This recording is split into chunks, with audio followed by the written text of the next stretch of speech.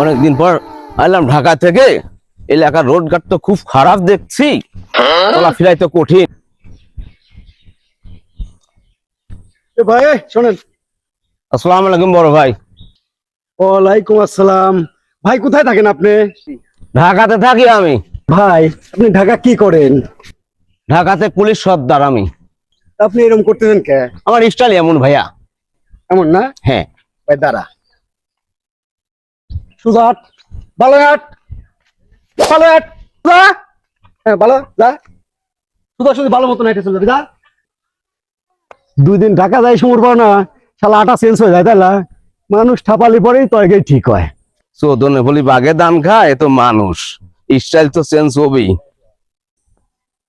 ভাই তো চলেই গেছে, আগের স্টাইলই ফেরত যায় তালি।